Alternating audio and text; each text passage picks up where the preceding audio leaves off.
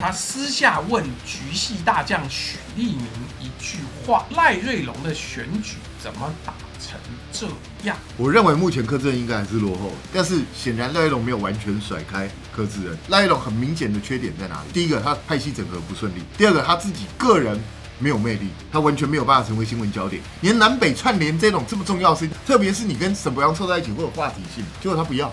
我不懂这为什么。我是赖瑞隆，铁拳教育这个甩不掉，我就正面迎战。博洋宁愿被人家笑，也要曝光。是啊，赖瑞隆就是怎么样，我躺赢，所以我不需要。可是他这样子真是越搞越不会躺赢。彬哥先讲一下你对高雄目前选举的看法怎么样？我觉得现在情况就是，感觉上民进党的派系整合还是没有整合起来，因为不爽啊，废话嘛。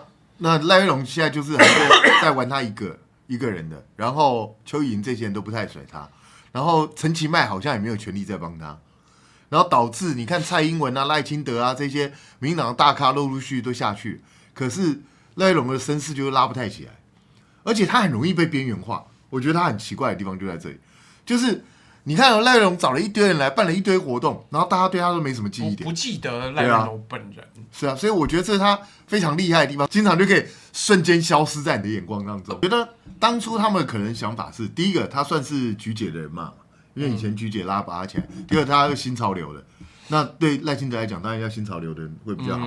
对啊，赖清德的考量可能是认为说，有菊姐背书，可能在高雄就很稳。菊姐不行了，林岱华跟邱莹都是会赢组，对，那不会赢的呢，就是赖瑞隆还有那个许志杰，这是不会赢组。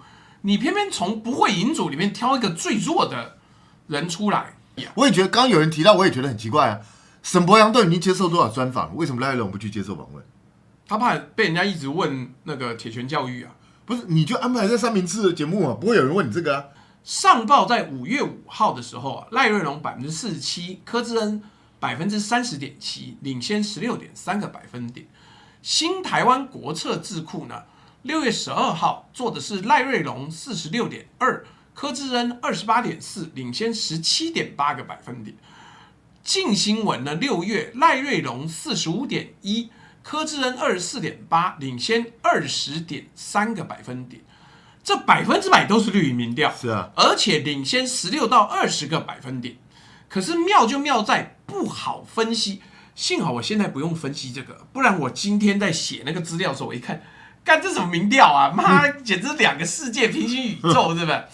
来，非绿营委托的那个民调中心呢 ，TVBS 6月3号，赖瑞隆40.3%，柯志恩39.7%，只差0.6个百分点哦。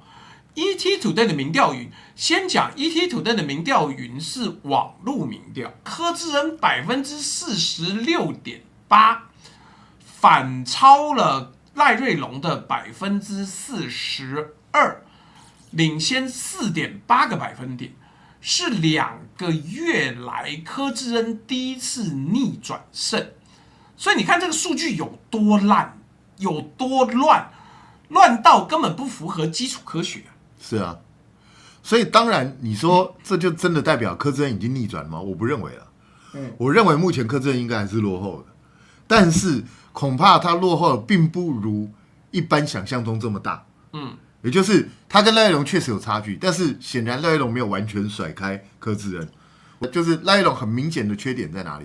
就是第一个，他派系整合不顺利，到现在没有整合起来；第二个，他自己个人没有魅力。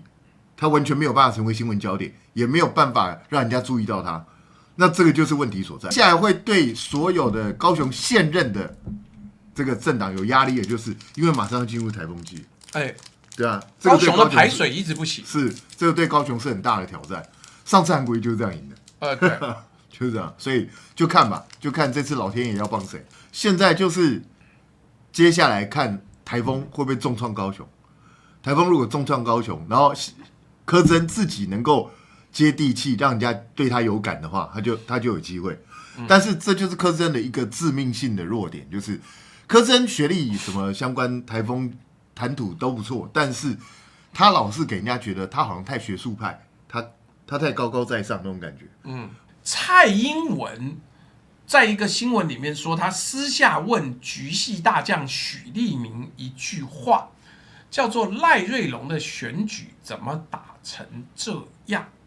这个到底其来有自会是怎么搞的呢？因为说真的啦，就是我刚才也讲过，赖龙大家不要以为他没做事哦，他一直都在，每天都在做活动，一大堆活动。